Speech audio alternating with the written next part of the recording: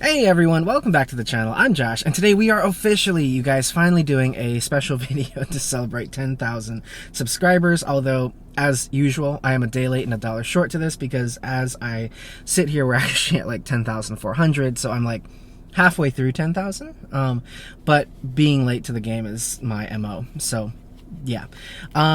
Now, today's video is going to be another Q&A, but this one's going to be a little bit different from the ones we've done in the past, because oddly enough, when I put the call for questions out about, what should we do to celebrate 10,000, a lot of you guys asked for a Q&A about me, and like you wanted to know, things about me outside of YouTube and outside of cars and stuff. So, which is the most bizarre thing, because I don't really think I'm that interesting, but you guys wanted it, so we're going to do it. With that said, though, I am also going to combine kind of the questions that you have about me and questions I've gotten about cars. So the way I'm going to do this is, what you're seeing on screen here is I have 40 questions that I'm going to answer. We're going to do this the same way I do every one of my Q&As. Each question will be a chapter in the play bar below, so if you want to skip around and skip past certain things, feel free to do so. I'm sure this is going to be long, like all my Q&As tend to be.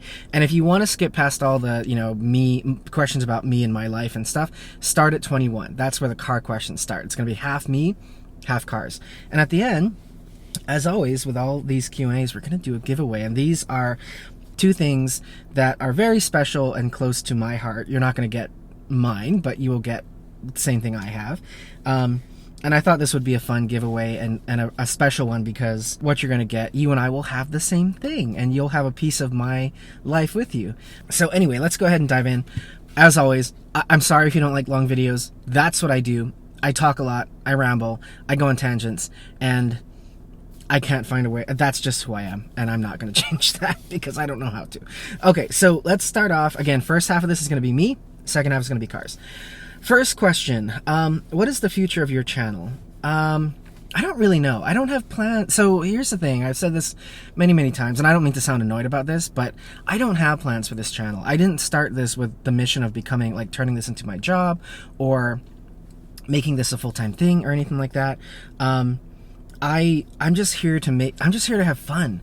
I'm here to make videos that people enjoy, that people want to watch, that hopefully help you in this, navigate the auto world and get a perspective on cars that are coming out and my opinions on stuff. I feel like a lot of YouTubers start their channels for a specific reason. Like, I want to grow this into a career. I want to become an influencer. Which I hate that term, but anyway, you know what I mean? I don't have any plans to turn this into anything. I will do it as long as it's fun, and the minute it stops being fun, I'm going to stop doing it, and that's all there is to it. So yeah, no plans.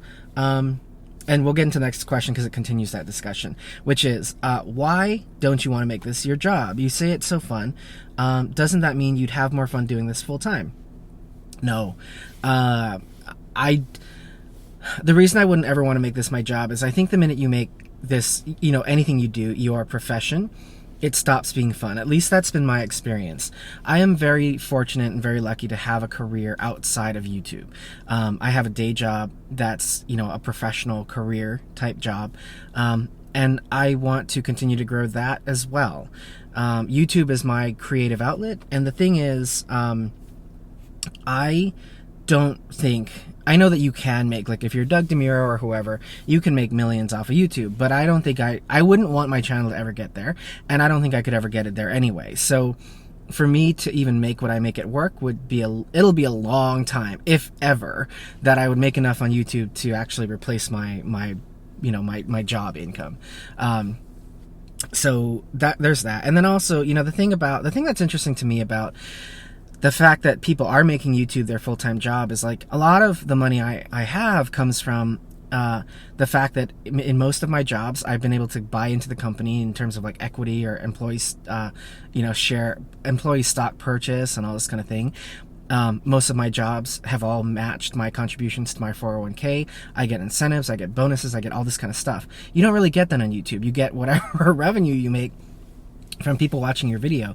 And I don't think anyone really knows at this point what the long term of YouTube is. Will people still be watching these channels in 80 years to sustain someone's career from their entire life on YouTube? I don't know.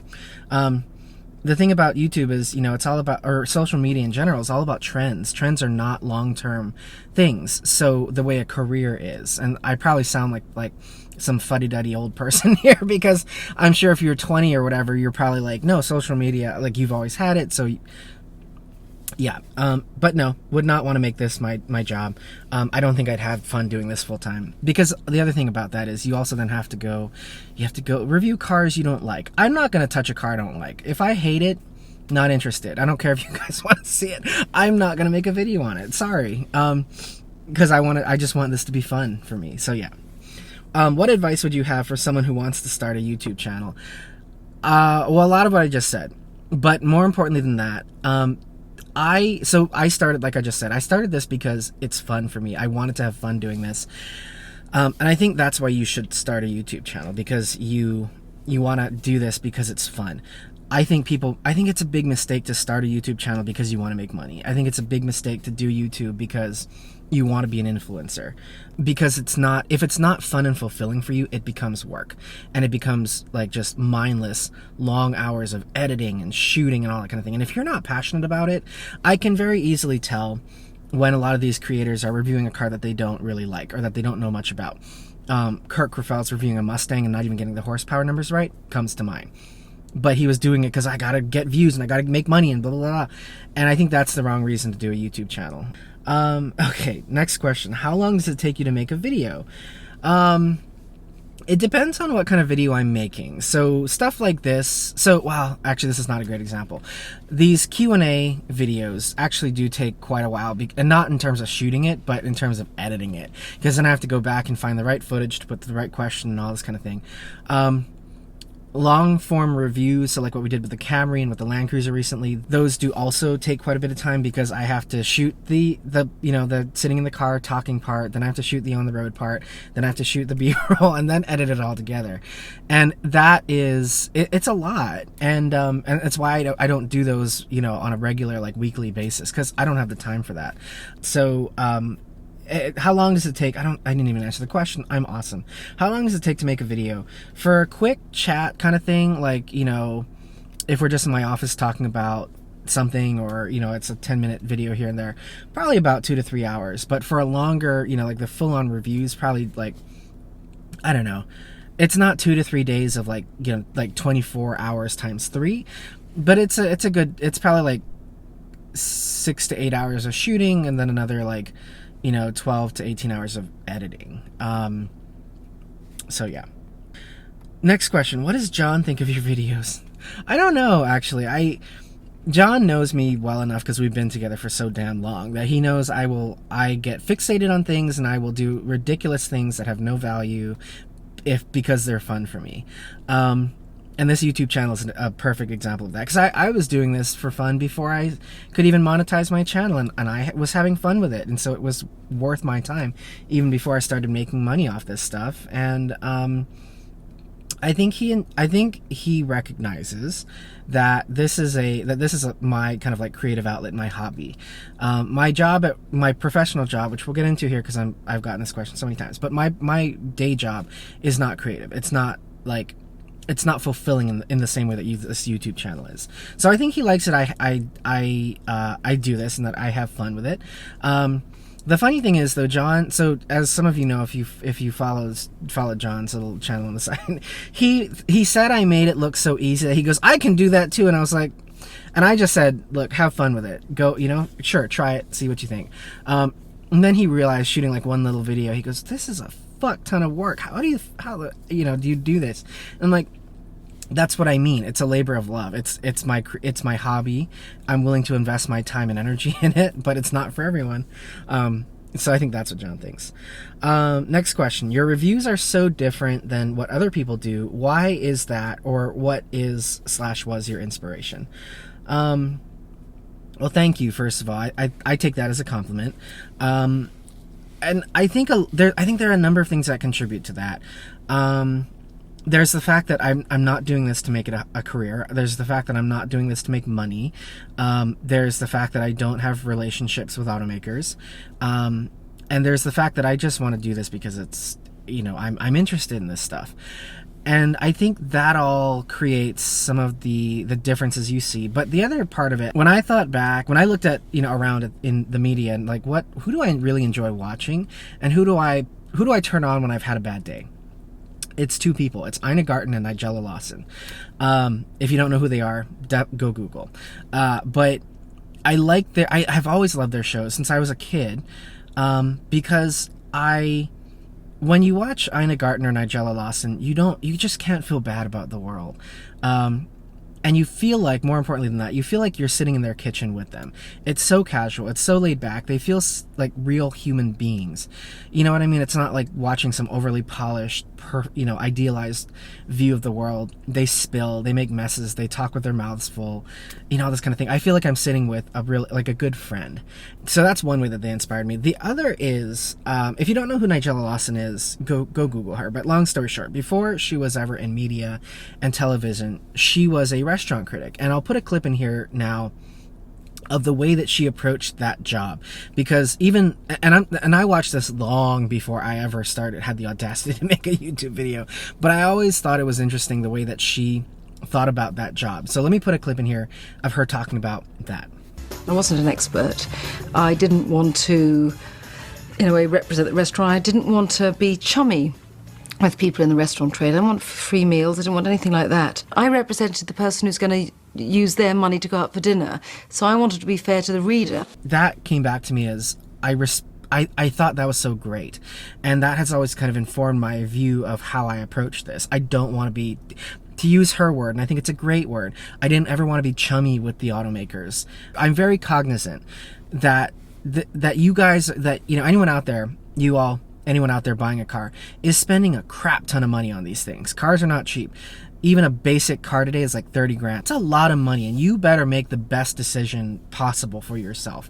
So I always want this channel to come from the perspective of someone who could, in theory, buy one of these cars. And so when I hate on a car, it's not because I want to, make a scene or something like that, or, like talk shit about Toyota or Lexus or whatever.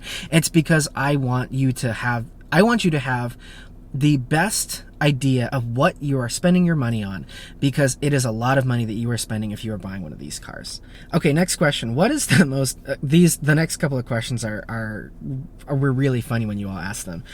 What is the most annoying thing that other creators do in their videos to me as a fellow creator? Did I read that right? So the person here who is asking, or the people, I've gotten this question a number of times, what they're asking is like, what is the most annoying thing to me that other YouTubers do? The most annoying, there are a few things. There are a few things that annoy me about other people. There are actually a lot of things that annoy me, but I'm going to keep it to a few. The first one is, but first, a word from today's sponsors: Squarespace, debt collector or debt consolidation people, watches, random ass crap wallet from Amazon or whatever. And no offense to people who do that. I get that you have to do that to make money here on YouTube, whatever. But I find that offensive and I will never do that on this channel, because YouTube already advertises a crap ton to us. And you guys have probably seen how long the commercial breaks are getting. It's as bad as cable. And that just drives me up the wall. And creators have no control over that, by the way. I wish we did, but we don't. Even if you turn off monetization on a video, by the way, the viewer will still get ads, and all that money goes to Google, which sucks. But anyway, the fact that people interrupt their videos to on top of the YouTube ads, the fact that people interrupt their videos and some do it for like 5 minutes to advertise some piece of crap product at you or whatever, drives me up the wall. That is I think it's so disrespectful to your viewers, because your viewers, again, going back to, as a creator, I'm very cognizant that you all are taking the time out of your day that you could be doing, something else, to watch what I'm making. And for a creator to then take, 1 to 5 minutes or even more to start advertising at you, that is just bad. And then the other thing that creators do that really irritates me, although again it irritates me, but I'm not trying to offend anyone who does that, is the whole Patreon thing. That's like the online version of panhandling. I'm sorry to say it that way, but it is. And okay, here's the thing. I'm probably just wading into all kinds of shit here, but If you need to beg for money because you can't make enough off of YouTube from your revenue alone, you need to get a job. I sound like my father. Oh my God. But in all seriousness, if you want to do YouTube full time, you better be making enough money off your revenue alone and not be begging your viewers, your subscribers for money. And I'm just going to leave it there. Okay. Next question. What were the biggest surprises for me about you guys? So what were the biggest surprises for me as this creator about my viewers? There are a number of surprises, both good and bad. I'm gonna give you some of the good and some of the bad. We will start with the good though, because it overwhelmingly the surprises have been good. One of the biggest surprises for me was who actually is watching my channel. I have gotten memos and emails and comments from people who are in some of the highest positions of power you can be in a company. And I'm not talking like small mom and pop shops. I'm talking about, big companies. I've had CEOs of defense contractors email me, and I've looked them up like to verify that they are who they are. And yeah, and I'm like, damn, okay, so that's cool. I've had the most esteemed doctors and surgeons. I have people who are on the board at the Mayo Clinic, and just the most high-ranking, successful, intelligent people who you would never think would have the time or want to spend the time watching some nonsense that someone like me would put on YouTube. People are also overwhelmingly positive. There are, assholes out there, as there always will be in the world, but I've been really surprised at the positive response I think I've gotten from my channel, and from you all. People who are so happy and grateful for what I do, which is such a weird thing again for me, because I'm not out here carrying cancer the way that my doctor friends at the Mayo Clinic are. Literally, some of my doctor friends out there are like cancer researchers who watch my videos, and so they are curing cancer. I'm not curing cancer over here, but the positive response that people have, I get people saying your videos, like my vlog videos, I was surprised that people watched that and they said that it just made it brightened my day. It was such a fun little distraction from other stuff I've got going on. I think a lot of people are going through a lot of hard things, and my heart goes out to you if you are one of those people. But I'm so glad that my videos kind of provide an escape for you in that way. So that was surprising. Kind of warmed my heart quite a bit. On the downside, though, there are, again, unsurprisingly, this shouldn't have been a surprise to me, but it was anyway. There are a lot of people out there who are assholes, and here's a big surprise for me. The way that grown-ass men, and it's never women, okay? It's never women. It's always men. The way that grown-ass men get so worked up and so offended because you said something bad about their car.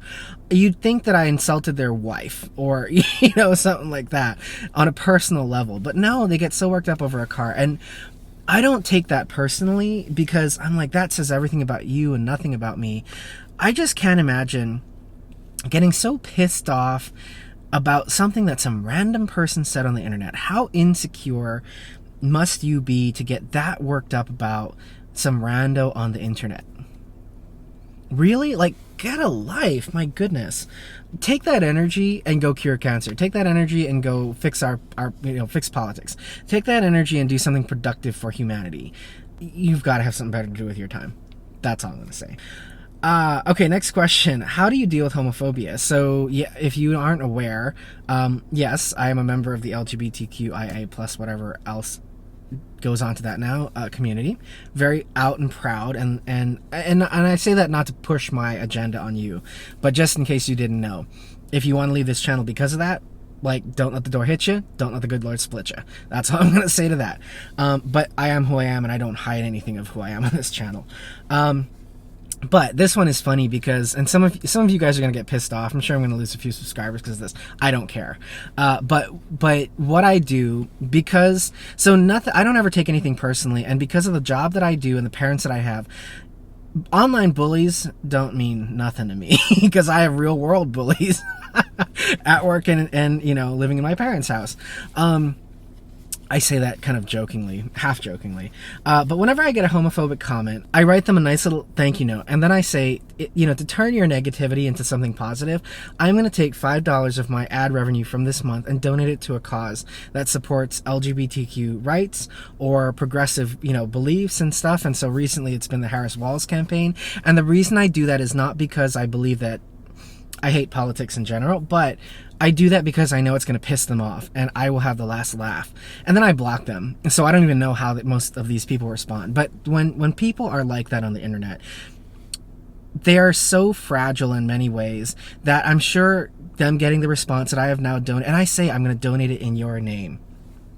So thank you for supporting Kamala Harris or whatever, and I'm petty like that. So that's what I do. That's how I address homophobia. I like to turn, in general in my life, I like to turn negatives into positives. So yeah. Next question. What the hell do you do for a living? And I'm finally I've given up trying to not... I'll tell you what I do. I'm not going to... I still won't divulge a lot, but I get this question so often, and I've just decided like it's worth saying it, and not many people watch these Q&As anyway. But I am a corporate vice president in software design and engineering. I lead a team at JP Chase & Co. that is made up of a very elite, wonderful team of people who are designers, engineers, strategists, data analysts, etc. And we sit within one of the many technology organizations at JP Chase. I love my team. I love my job 3.5 days out of the week. I don't love all the people we have to work with, but it's a great company. It's a great job. And it's been really exciting. And my whole career has been in tech. So I moved from like e-com. I've done B2B, B2C. I've done data security, cybersecurity. I've done stuff in cloud. So that's my job. That's what I do for work. And that's also why that job keeps me very busy, where I don't have a lot of time to do this kind of stuff. And let me be very clear about something, by the way. If you work in tech and you're familiar with my world, VP means something very different in finance than it does at like Salesforce, Google, VMware, etc. Anywhere else, I would be outside of finance. I would be like a director level. So don't think I'm like, when I say VP, I hate that title in finance because I'm like, it's not real VP, it's finance VP. So anyway, yeah. Okay, next question. How do you juggle YouTube, a full-time job, and a marriage? Well, we don't have kids, first of all, so that does free up a lot of my time that working parents would have to take care of their kids. But a lot of times, so shooting mainly happens on the weekends, before or after work.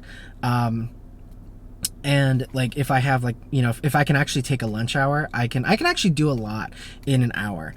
And then editing is all nights and weekends. And I know that sounds like I'm working around the clock, and I guess I am in a way, but again, this is fun for me. So I'll take my laptop, sit on the couch, John's playing video games or watching TV, and I'll be editing. And I don't consider that work because my day job is it's different sitting in front of a computer doing this than doing my day job. So I do work a full day, and some days are quite long, but yeah. And then managing a marriage, on top of that, John and I we've been together for a while, and there's actually a question about that, so I'm not going to talk too much here about it, but we find interest in the same things. So a lot of times, John is a car guy, I'm a car guy. There's a good deal of overlap in terms of what we like in cars and what interests us in cars. And so a lot of the times when I'm editing a video, he's he's looking at it and he's watching, and we talk about cars. And if we have a car that I'm making a video on, he's equally as excited about it as I am. So we actually do end up spending a lot of time just talking about this stuff and driving cars and all, and that makes our marriage stronger. So it's funny because in a way, although it's mainly me doing this, it is something that we find shared interest in. Okay, we are going to come back to marriage because it's another question down below, but we're going to move on to the next question in the meantime. Next question is life philosophies or best life lessons learned. And this is a funny question because I'm only 31. So I don't feel like I've learned all my life lessons yet because I keep making mistakes, but it's fine. I'll share with you what I know so far. Three things come to mind here. First is life is short. There have been a number of things that have happened in our families, both mine and John's, over the last few years that have really made that very clear to us. And so as we are in our 30s, we have made an effort, and I think we're doing a good job of living deliberately. And that is all about doing what you can with what you have. So it doesn't mean go out and buy an LC500 that you can't afford and put yourself in a ton of debt to do so, but it means, make the most of what you have. Enjoy what you have as much as you can, as often as you can. If you can afford to buy the fun car, the nice car, do it. This is our Camry. It's not a fun car, but we really enjoy it because of the V6 and stuff. And we bought this because we were like, we can afford to do it. It's going away. We're going to buy it. Same thing with my GX. I don't ever intend to get rid of that thing, but the day when I bought it, I was like, if I end up not liking it, I'll sell it. But I had the experience. I did the thing. And we take the same approach to things like travel, right? We will travel as much as we can afford to. Our road trip was a great example of that. We had such a wonderful time and experience doing that. I don't ever want to get to the end of my life and be like, I wish I had done X, Y, and Z. I don't want to go that way. I want to go going, wow, what an amazing life I've had. So yeah. Second thing is, it's a cliche, but to thine own self be true. That's always been my mantra. I have always been in many ways the black sheep of my family. I don't do the things that Asian kids are supposed to do. I was not, academically successful, but I knew what I wanted to do in life, and I knew what made me happy, and I've always done those things even if no one else understood it. And you know what? I don't regret doing that one bit, and I will continue to live my life that way. So that's the second. And then the third is, I'm only going to do things if they either make me happy and or they make me money. And this YouTube channel is a great example of that. Again, even before I was making money, it made me happy, so it was worth my time. But I don't do things anymore unless they make me happy or they make me money. So yeah. Okay, next question. Besides cars, what are your interests? So John always says dumb people like shiny things. I like shiny things, so cars included, but I like watches. I like, I'm not a connoisseur, but I enjoy like nice watches, jewelry, things. I like good leather. Why did that get dirty in my head? Sorry, I like good leather, and that I like good leather goods, like bags, wallets, things like that. It's all about quality for me. I'm not going to buy a low quality product because it's cheap or because it's in fashion or because it's, whatever, for whatever reason. I buy things. If I'm going to spend, my rule in general, whether it's cars or watches, whether it's $1,500 or $65,000, if I feel like it's something that I can keep for the rest of my life, it is worth spending money on. So, I will buy an expensive watch, but I hope to be wearing this, for the rest of my days. I will buy an expensive piece of jewelry but I fully intend to wear that for the rest of my days as well. Okay, this next question's funny. What do your parents do? Do you get your intelligence from them? I'm not a very intelligent person. I'll be the first to tell you that. Dumb people like shiny things. I like shiny things. I must be a dumb person. I have street smarts maybe, but I don't have book smarts at all. And my parents, what do my parents do? My parents are very intelligent people. My mother is a retired teacher, and my God, my mother was a wonderful teacher, but she corrects my grammar when I make mistakes in emails. She corrects spelling in text messages, and that's always how she's been. So she's a teacher, and my father is an accountant. And it's funny because I feel like I'm the opposite of both of them, because I'm not book smart like my mom, and I'm not the most financially literate like my father. My parents think I spend frivolously, and I do in many ways. So we're totally the opposite, and I get all kinds of. You think comments on the internet are going to bother me? No, I've got comments coming from the people who brought me up. Very typical Asian household. And let me be very clear, they're not abusive parents or in any way. They're just very typical Asian parents, and if you're Asian, you know exactly what I'm talking about. Okay, next question. Did you say that you are a Japanese national? Yes, I am. I hold dual U.S. and Japanese citizenship because I was born in Japan. My parents, the parents who raised me, are actually my adoptive parents. But I was born in Japan. This is funny. I was born through an affair. I don't know who my birth parents are, so that's why I'm sharing this openly, because I'm like, I don't know who you are. But I was told that my mother had an affair with the man who was my birth father.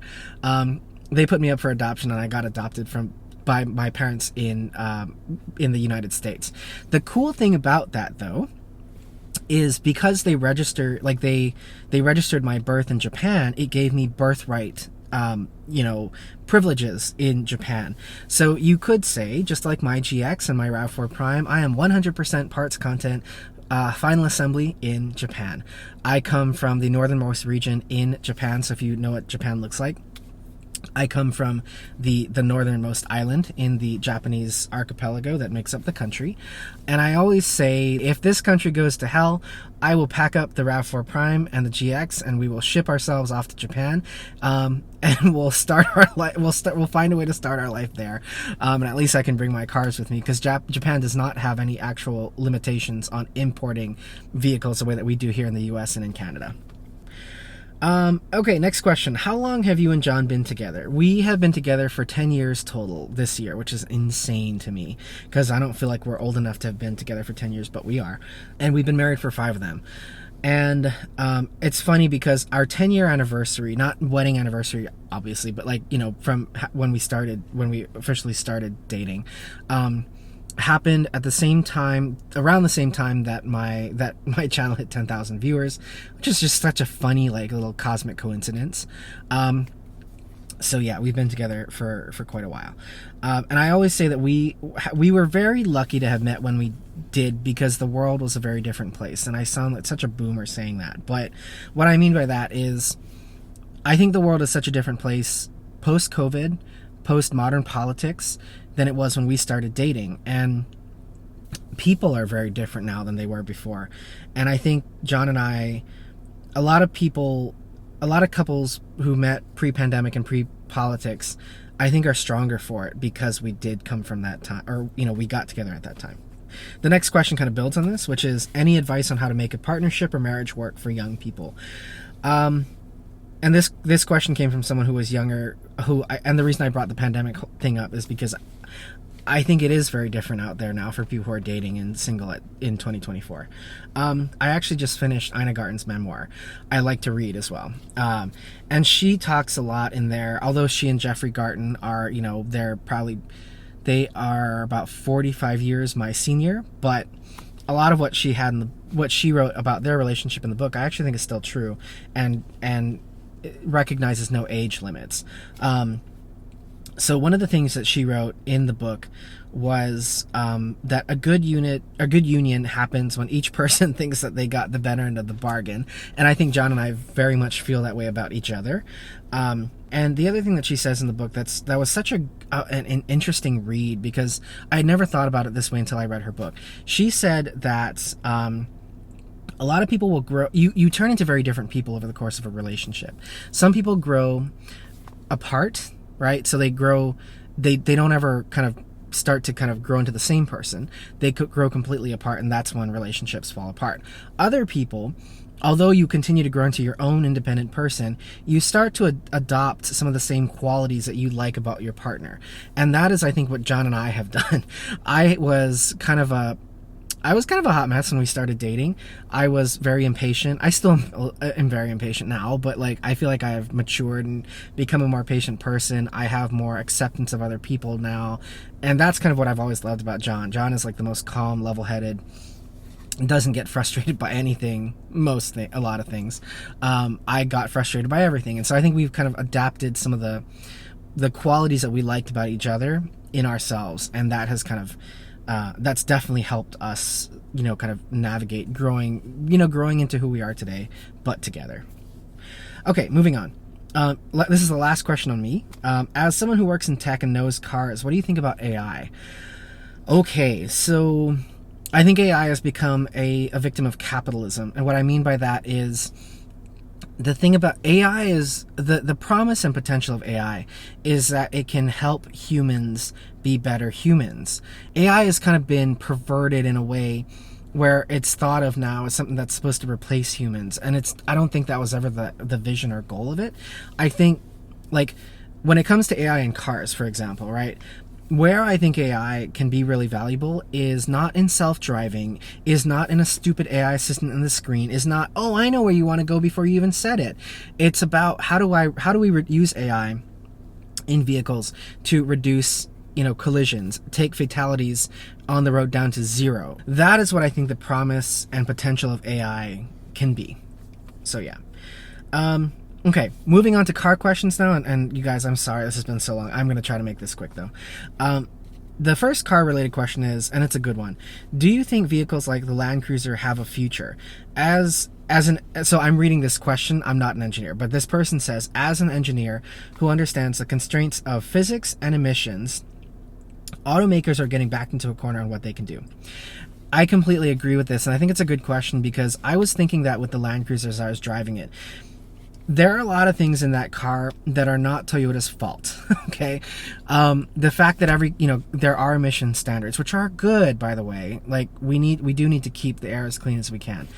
As the world changes, things have to go away. We don't have smoking indoors anymore because it's not good for us. I think the same thing is going to happen with social media. Like, is social media really good for us anymore? Not really. And the same thing, may happen to cars like Land Cruiser, like, these big gas guzzling, big polluting kind of SUVs. They may just kind of go extinct because the conditions for their existence don't exist anymore. The reality is, okay, like pickup trucks and, like a base model F-150 or something, those are, work tools for a lot of people. But a Raptor, not necessary. Land Cruiser GX550, not necessary. No, and don't even start in the comments. They are not necessary. They are playthings for people with money who can afford to build out their car to pretend to go overlanding or whatever. But they are not strictly necessary. Like, if you have a big family, all you really need is a Toyota Sienna minivan or a Grand Highlander base model with a 2.5-liter inline-4 hybrid. That's all you need. What you want is the big Suburban, is a GX550 or whatever. But no one really needs those cars. I don't think that they will ever go away, because here's the thing, and it was a funny side effect of that Land Cruiser video. There are always going to be people out there, like if Toyota in 20 years or 10 years or whatever, Toyota could bring out a 2-cylinder Land Cruiser that drives like crap, and people will still buy it by the boatload because they need to have the image of driving a Land Cruiser. They need the ego boost that comes from driving Land Cruiser, and maybe they just like the term Land Cruiser. People will buy crap cars, and so I don't think that they'll ever go away. But we're already seeing right now that these cars are not great to drive, and people are still buying them. So yeah. Next question. Why can Porsche and others sell big V8s and Hyundai and Honda sell V6s but Toyota can't? I get this question a lot. And it's twofold. The first part of this is it's half choice. So half of it is Toyota choosing to go to all 4-cylinder turbo hybrid cars. That's the first part. The second one, though, where their hands are tied, is there are a ton of laws and regulations around the world on emissions and fuel economy, together and independent of each other. And the thing I don't think a lot of people understand is a lot of these regulations penalize automakers and impose fines and financial penalties based on the corporate average fuel economy, and that's what you hear referred to as CAFE standards. So the automakers out there who are still making big V8s and some of these V6s, they are getting assessed fines and stuff, and that's one reason that you see the Porsche Cayenne going up and up and up in price, because Porsche is passing the financial penalty that they are having to pay governments around the world onto the consumer. So they're happy to pay the fines to continue selling those cars. Toyota is not, and that's why we see them going that way.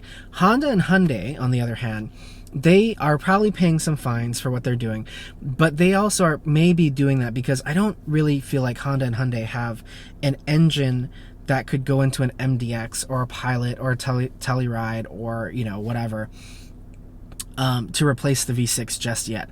But I'm sure when they do, we will see them going to smaller twin turbo 4s or turbo 4s and turbo hybrid 4s and whatnot, supercharged 4s, etc. Okay, next question. What are your thoughts on how we can achieve climate goals when most cars being sold today are still gas vehicles?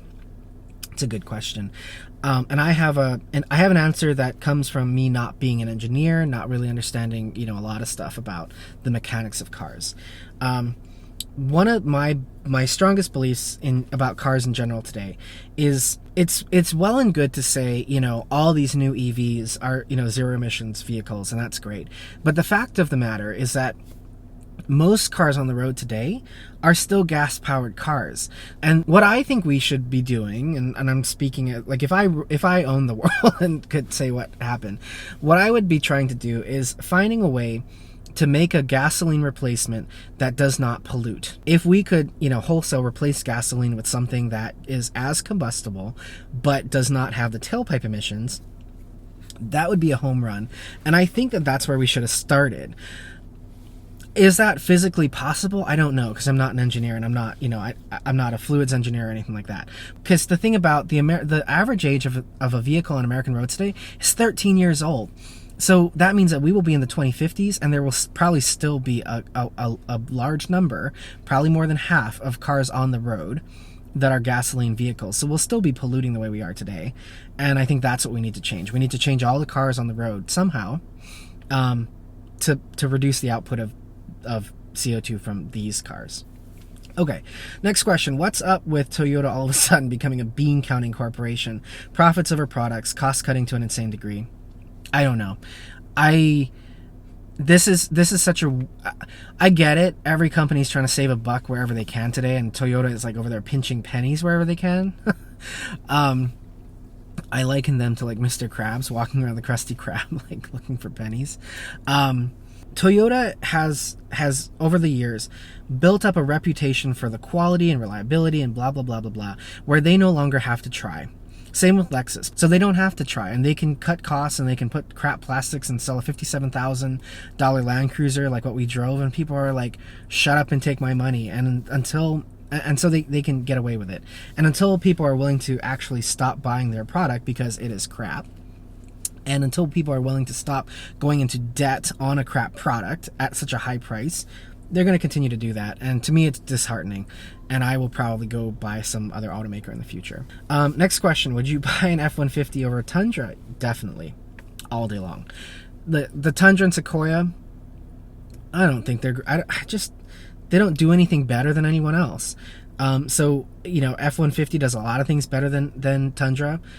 You know, Tahoe and Suburban and Yukon and Escalade do a lot of things better than Sequoia. If I were to buy an F-150, I would want to get the Raptor, but that's a different story. But I would be very happy with, like, you know, like a Limited or a King Ranch or whatever the Platinum one is called. So yeah, 100% all day long. I would buy an F-150 over a Raptor, or over a Tundra. Next question. What car would you recommend for a new driver who would like a good car but doesn't want to spend a lot of money? And I clarified with the person who asked this question about what they consider, like, you know, a good car, what they consider a lot of money. So the budget here is $30,000, and for that, and what they said by good car is like a car that'll last me a long time, be reliable, be a quality product, you know, and that that I can buy it and feel good about spending my money on it. And for me, that is a base RAV4 hybrid, a Camry hybrid, or a Civic hybrid. I would probably also, depending on whether you need a car right away, I would definitely wait to see what Forester hybrid and Crosstrek hybrid look like. And we should know more about those soon. And within there, it just kind of depends on what kind of car you want. Do you want a crossover? Do you want a sedan? Do you want a hatchback? You know, how big do you want it to be? All that kind of thing. Because you can get a really nice Civic hybrid for around $30,000. Okay, next question. Thoughts on Forester hybrid and CX-50 hybrid using the Toyota hybrid system? So yeah, I'm gonna guess most of you who are watching my channel know at this point that the Forester hybrid and Mazda CX-50 hybrid are going to use some part of the Toyota hybrid system. What I think is going to be interesting, especially with the Forester, is whether or not Subaru pairs the THS system and what engine it's on, whether it's paired with a Boxer engine or whether it's the A25A FXS engine, and whether they do all-wheel drive via a physical drive shaft, which would make it more like any typical Subaru, or whether they do all-wheel drive. The interesting thing with the Solterra was actually that Subaru called the all-wheel drive system in that symmetrical all-wheel drive, and they did that because it's sending equal amounts of power to all four wheels at the same time all the time. So a Forester hybrid, okay, if it could have Subaru capability with reasonable fuel economy, with some form or part of THS, would be a home run. And I like the Forester because it's, in a way, it's even more utilitarian in a good way than the RAV4.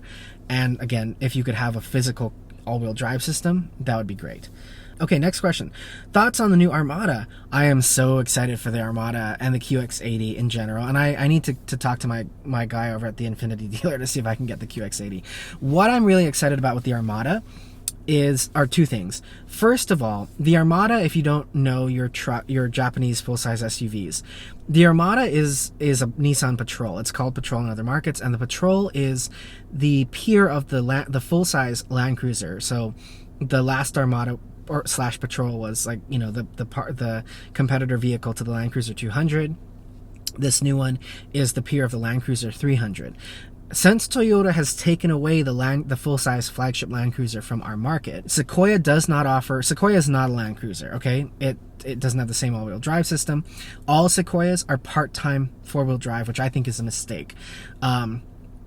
Because part-time four-wheel drive in Toyota means you only have four-wheel drive. It's locked together, so you don't have a center diff that can, balance things out, and you can only use it under about 50 miles an hour. Armada is going to have a Land Cruiser, grade full-time four-wheel drive system, and Armada has historically been really well priced. Like, I mean, it's a great value for what you get. So if you can get an Armada with the Patrol's full-time four-wheel drive system, and there's a Pro 4X coming with 2-speed transfer case, locking differentials, all that kind of thing, that's going to be a formidable competitor, and I would buy that all day long over a Sequoia. And because it'll probably come in at Nissan pricing, not luxury pricing, that'll be a really good, if you want something like an LX600 but you can't afford an LX600, that's going to be your boy. So I'm excited for it, and I think Sequoia is going to be in a lot of trouble at that point. So yeah. Okay, thoughts on the Subaru Outback, an Outback versus Crown Signia. I like the Outback. I've owned an Outback, as I've said many times on this channel. And I've said, again, I just said with the Forester, I like Subaru cars because I think Subaru has really honed their craft in terms of what it is that they create. Great legendary all-wheel drive, really utilitarian vehicles, capability that is way beyond what most unibody cars can do, and they have a cult following. The thing that the Crown Signia has over the Outback is, of course, it's a hybrid, which means it's going to be way more efficient than an Outback. And there have been some rumors, I don't know what to make of these rumors at all, but I'll put on screen. There have been rumors that the next Outback is going to become a proper SUV. If that happens, I think that takes away from the magic of what the Outback was, because the great thing about the Outback is it was ultimately a raised station wagon. It was always a legacy station wagon, kind of just, jacked up a few inches. So what's going to be kind of interesting about that is if the Outback goes and becomes an SUV, then the Crown Signia is really going to be your only game in town for a station wagon-like vehicle. Okay, next question. What are the biggest mistakes you see people making when buying a car? There are two mistakes that people make here. First is buying a car to keep up with the Joneses. And I cannot tell you how many people in the comments openly and willingly, and emails, openly and willingly admit, I want a Lexus, but I'm going to have to finance, I'm only going to put $6,000 down or whatever. I want a luxury car, but, don't stretch yourself financially to buy a car just because you think you need to have it for the ego or the image or whatever. If you watch, I don't watch, but if you do watch TRD John sometimes watches some of his stuff. He had put out a video recently where he was talking about the car payments on all the cars he owns, and I almost had a heart attack when he shared in total how much he pays for his cars. Here's the thing. I know that he considers these like a business expense because he does this YouTube thing, but let me put a clip in here where he talks about this stuff. If you guys have been doing the math, that equates to $3,500 a month in car payments, and then you add the insurance onto that, $4,000 per month to have these 4 Toyotas behind me. Okay, I mean no disrespect, but what a fucking idiot. $4,000 you're paying out of pocket just to own cars? And those cars, no less? Like, here's a newsflash for you guys. Nobody cares what you drive except for you, okay? Nobody. I mean, yes, I drive a nice car, but I don't care what people think about. I don't care what anyone. I don't even care what you guys think about the fact that I drive that car. I drive it because I love it, and I can afford it. And that was, yeah, okay. Second mistake, though. Serious talk here. Second mistake is, I see a lot of people out there buying Toyotas because they're Toyotas, and especially on the used market. So I get a lot of people saying, I'm going to buy an LX570 or a Land Cruiser 200 series. And it'll be reliable, and I can buy one, no questions asked or whatever. And that is the biggest mistake, you guys. Don't ever, any used car, including Honda, including Toyota, don't ever buy a car without having it fully checked out. I don't care if it's like 6 months old and with 2,000 miles, or if it's 5 years old with 50,000 miles. Anytime you are going to buy a used car, here's what you do. Okay, you go before you even go to the dealer. Go find a good independent shop that specializes in the kind of car you're buying. So Toyota, Honda. There are a lot of shops out there that specialize specifically in Toyota trucks. Go to that shop and ask for one of their best mechanics. And when you talk to the mechanic, say, I'd like to pay you for an hour of your time to come with me to a dealer and check out a car that I'm looking at buying. When you get to the dealer, you and the mechanic get to the dealer, you tell the salesperson, introduce your mechanic and say, we want to put the car up on a lift, and he's going to take a look at it. We don't want any salespeople, any other Toyota mechanics talking to us while we do that. And you have that independent mechanic look around the car, underneath, look inside, look in the door jambs, have them look at everything about that car. Because, here's the thing, okay? Even if a car is brand new CPO, it could have been in an accident, and maybe that's why it got traded in, okay? There, in certain places of parts of this country, rust is a big problem. You can hide rust. If you don't know what to look at, you're not going to see it. But mechanics will know what to look at. So take an independent mechanic with you to a dealer. And I cannot stress this enough, especially with Land Cruisers and LX570s. Those cars are 3 years old. If it was a lease that wasn't taken care of, if it comes from the Rust Belt and it was never treated for rust, you could buy a 3-year-old, LX570 or Land Cruiser 200 that looks great because they reconditioned everything that they could. They made it look brand new. But a mechanic will know what to look at to really tell the true condition of a car, and that is so, so, so important. Okay, next question. Do you think it's even worth buying a car versus leasing now that cars have the lifespan of an iPhone? I love the way this question is written because that's what I think. I mean, EVs are basically iPhones at this point, and a lot of gas cars are too with all the technology and all this kind of thing. Luxury cars, especially. I think it depends on what kind of car you're buying. If you're going to buy an EV, lease it. Don't ever buy outright an EV. I do think it is still worth buying though. Like if you're going to buy a RAV4 hybrid, a Camry, a Sienna, Corolla, Prius, Civic hybrid, Pilot, whatever, you can drive that thing. You're not under a mileage limit on a lease. You can drive that thing for years, for 10 years, and you can just drive it for as long as you want without ever having to worry about buying a new one. So yeah, there's a time and a place for both buying and leasing. Next question. Why don't you recommend Hyundai, Kia, and Genesis? I get this question a lot. One, because, this channel is all about Japanese cars. Those are Korean cars. But Hyundai, Kia, and Genesis have not, to me, yet proven that they have the longevity and reliability and resale of Japanese cars, Honda, Subaru, Toyota, etc. The thing with Hyundai and Kia is, how they bring out a new model every other week, and every other day they change the design of their cars. A lot of their cars, I think, get rushed through development and production. And that's evident when you look at the long-term problems that Hyundai's developed. Hyundai has had how many engine recalls, Theta engine recalls, because they just die randomly at like 60 to 100,000 miles, and warranties doesn't cover that, and blah blah blah blah. And they also end up random seats catching fire, park your Telluride outside, all this kind of thing. And then finally, the other thing that just makes me laugh about Hyundai, Kia, and Genesis as a whole is they always end up getting caught with their pants down. I don't understand how this happens. So there was obviously the Kia and Hyundai boys thing where, Kia got caught not putting immobilizer chips in their cars and in their keys, like stupid stuff like that. And then there was actually an article on Wired that I'll put a screen grab of here in the video. Just last week, from the time I'm filming this video, it was found that you can basically hijack a Kia through their online portal because there weren't security checks and whatnot in place. Like, it is 2024. These are mistakes that people were making, other automakers were making in the early 2010s, in the very early days of connected cars. But no, Kia is still making these mistakes in 2024. So Kia, Hyundai, and Genesis are a good example of, those are cars you lease because you can often lease them for cheap.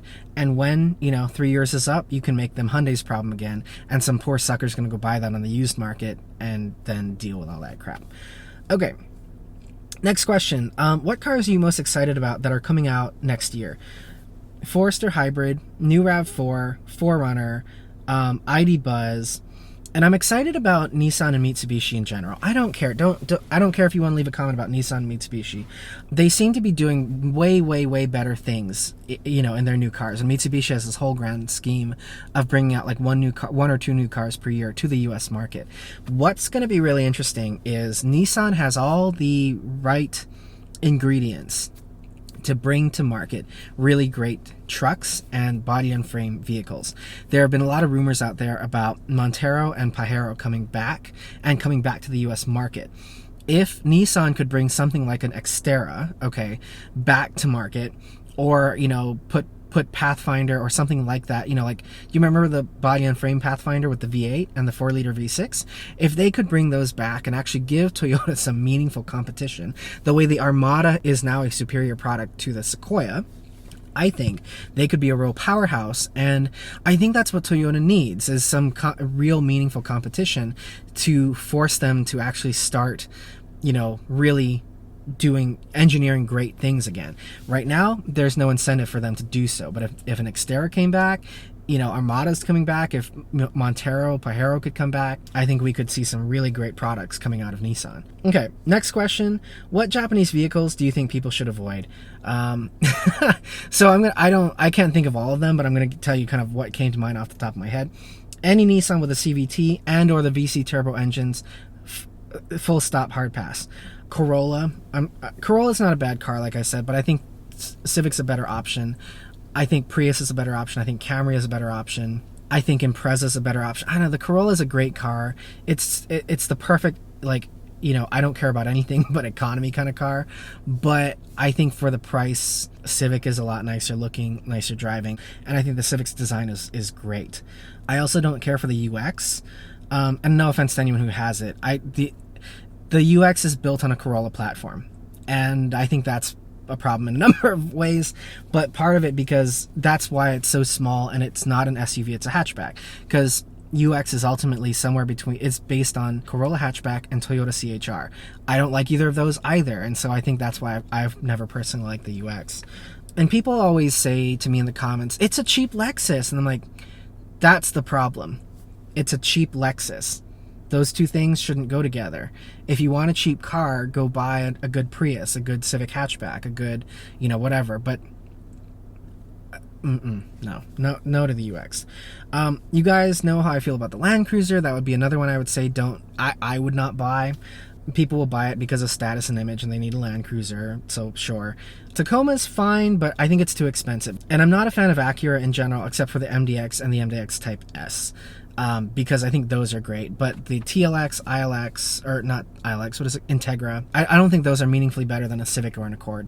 I think Acura should rethink their not wanting to do hybrids. If they could bring out a hybrid ADX, which would ultimately be a hybrid HRV, that one might be actually quite good.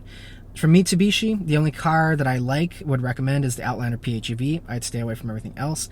And from Subaru, I like most Subarus, but I would not buy the Ascent. The Ascent is the rare Subaru that kind of got rushed through production. As a result, it uses a lot of Outback and Forester and other components from other vehicles, and it's a big-ass car, and a lot of those things were not meant for big-ass cars. So it has brake issues. It has some odd behaviors because suspension things came from the Outback and so on and so forth. Next question, and I promise you guys we are almost done. Oh my god, I'm looking at the clock. How do I avoid being taken advantage of and ripped off at a dealer when I go to buy a new car? Okay, so a couple things here. First of all, first thing, do your research. Know what car you want, know your configuration, and know how much that configuration should cost. Because that way, when you go to the dealer, you can immediately tell, okay, there is, $2,000 of stuff have been added to this thing because I know what the base configuration should cost. Second thing is, when you go to the dealer, remember that the dealer is not your friend. They don't have your best interests at heart. They are there to sell you on as much stuff as they possibly can, because they need to make a living and they need to, keep the business running, and that's all done on profit that they're making off of you. So people will get lulled into a false sense of security. My salesperson cares about me so much. Oh, and they say things like, we treat you like family, and we're here to make lifelong relationships and all this kind of thing. Do not trust what dealers tell you blindly. They may say the right things, they may say truthful things, but always, trust but verify. In other words, what they say. And then finally, when you get into the finance office, the only thing, this is where so many people get fear-mongered into buying, stuff that they don't need. When you get into the finance office, your only objective in the finance office is to buy the car. And when I go into the finance office, I sit down and I say, hello, nice to meet you. I'm going to tell you right up front, I'm not taking anything except the car today. So don't even try it. Don't push. Or if you have to push, be ready to hear no, because I've already decided no against everything else. I can buy things, warranties, whatever, after the fact, after I've done more research and found the best price. I just want the car here today. That's all I can afford. That's all I can write a check for or whatever. Like, don't waste my time and I won't waste yours. And so a lot of people who are not as confident, who don't know cars, they're going to get told, well, you have to do this. Anyone who cares about cars is going to want to do this. Da-da-da-da-da-da-da, right? They're going to say, well, if you don't buy this today and, if you have this problem, it's going to be blah, blah, blah, blah, blah. I had a comment from a person. I hate to call them out like this, but I'm going to make an example of it for this, in this case. This guy or his girlfriend or whatever got told that they needed a technology warranty. And I'm like, what the F does that mean? Everything in the car is covered by the new car bumper to bumper warranty for 3 years. But no, they successfully conned this guy into buying a technology warranty. And I was just like, bless your heart.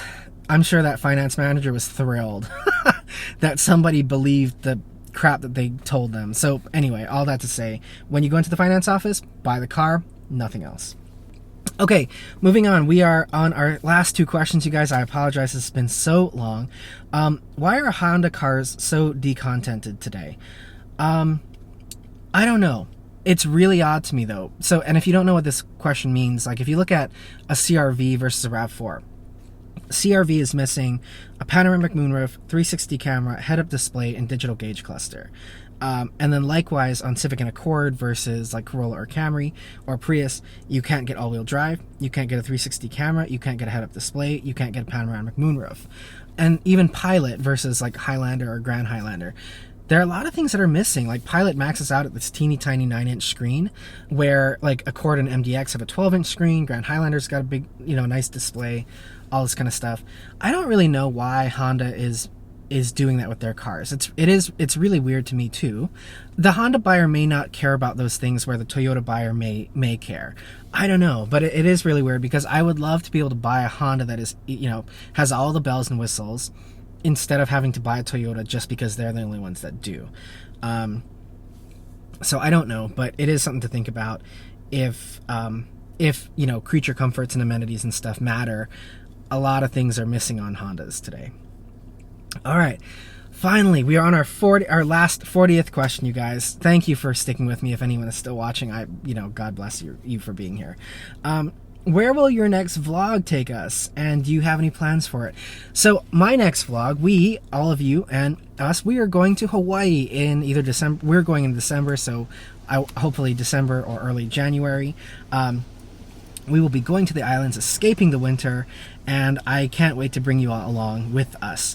I don't know what kind of car we will rent. I'm trying to figure that out right now. If you have any suggestions, part of me wants like a Mustang convertible, because that is the quintessential island experience. I don't know. There are some rental car companies in Hawaii that rent like little Subarus and stuff, and I would love to drive like a Crosstrek's the perfect vehicle for driving around the island. If we can figure out how to get a Mirai, I would love to do that there as well. And then on the island, there will be some kind of video about John's 95 Mustang. We've got to get that car in shape to bring up here to Texas. But maybe, you know, I'll show you guys that. And my vlogs don't get many views, but it's always so fun to bring you guys along, and I can't wait to show you one of our many hometowns that we consider hometowns. Okay. Sorry, that was so long, but thank you guys if you're still with me, if anyone is still here. Let's talk about the giveaway now. I'm going to make this quick because you guys, we've done many giveaways now on this channel. We're going to do it exactly the same way that I have done every other giveaway on this channel. And let me show you what I'm giving away. And these are, I'm so excited about these two because there's 2 prizes, 2 winners. One person won both. But these are special, and I wanted to do this because of this video for 10,000 to do something that means a lot to me, and that you know, that way 2 of you will have something special for me in your home or whatever. So 2 prizes this time. First, we are going to do their 2 model cars. The first one is a Land Cruiser Prado 150 series, and this is of course my Lexus GX 460. And the black actually comes with the beige interior. One of you will win this. Next up, the second prize is a black RAV4 Prime, because this is our car, and this one is the RAV4 PHV. It's not called Prime in Japan, it's called PHV. One of you will win this guy. So, write to me. We're going to do this the same way that we've done all the giveaways on this channel. Write me an email at the email that you see here on screen. You can enter to, if you'd be happy with either one, let me know that. If you only want one or the other, let me know that. And yeah, about 2 weeks from I'll put the date of when I will do the drawing in the video, because I'm not entirely sure when this is going to go live just yet, but 2 weeks after this video goes live, I will choose 2 winners, 1 for each vehicle, and then I will get them sent out to you. As I always say, when you email me to enter the giveaway, please don't include any kind of personal information or, you know, phone number, address. Please don't do any of that. Do include your YouTube screen name though, so I can make sure you're subscribed to this channel. But I don't want everyone's information, because if my email ever got hacked or something, you know, I don't want that exposed. But yeah, you'll find full information and directions down in the description below as well. And good luck to anyone who wants to enter. And the reason I wanted to do this with these 2 vehicles is I love these model cars so much because they are models of my cars, and I thought that would be a really special, really fun thing for me to give away, in essence, you know, my cars to all of you, to thank you for watching. And these are the 2 most popular things on the channel, the, you know, GX 460, Prado 150, and my RAV4 Prime. So yeah, if you'd like to enter, you will find all those directions downstairs. All right. Well, this has been a really long video, you guys. I really appreciate you taking the time to listen if you did make it all the way through. Thank you so much for watching. I hope that this was helpful. I hope this was informative. And I hope for those of you who wanted to know more about me, I hope that this answered a lot of the questions that you had. Thank you all so much for being here. 10,000 subscribers is just insane to me, especially because, you know, I don't do this to build a subscriber base or, you know, make this a full-time thing. It means a lot that so many of you have chosen to come along with me on this great epic adventure that has been life and YouTube over the last few years. Thank you for watching from the bottom of my heart. Really appreciate you all, and we will talk again in the next one. So have a great one and take care.